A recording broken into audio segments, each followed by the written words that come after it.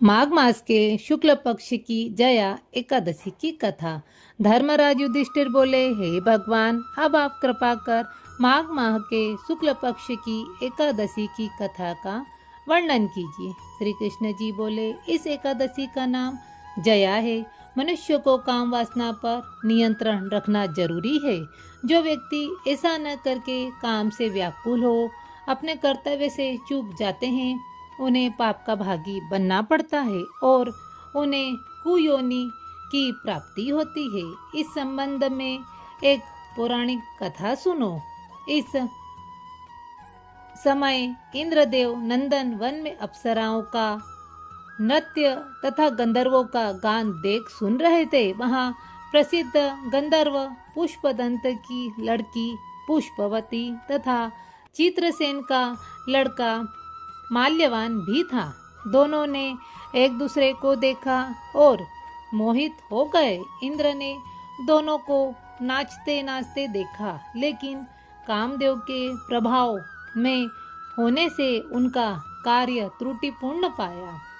दोनों की इन काम चेष्टाओं को देख इंद्र ने उन्हें दंड देना उचित समझा और श्राप दिया। वे दोनों पिशाच पिशाचनी के रूप में मृत्युलोक में जाकर अपने दुष्कर्म का फल भोगेंगे। निदान ऐसा ही हुआ।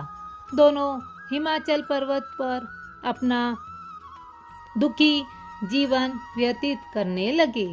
शीत के कारण उन्हें रात्रि में निद्रा तक न आती थी।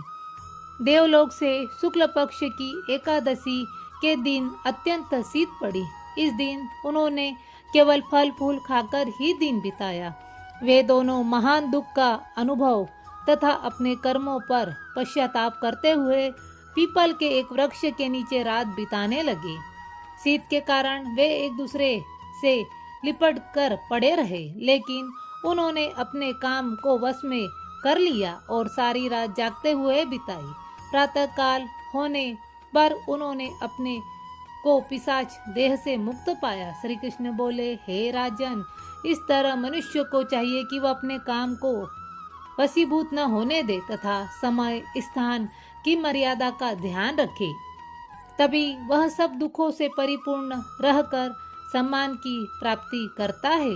पुष्पवती और माल्यवान जब पुनः इंद्र के समक्ष पहुँचे तो उन्होंने कहा कि तुम उस पिशाच देह को छोड़कर अब वंदनीय हो गए हो, कारण कि तुमने जया एकादशी का फल व्रत किया है, जो ब्रह्मा विष्णु महेश तीनों को प्यारा है।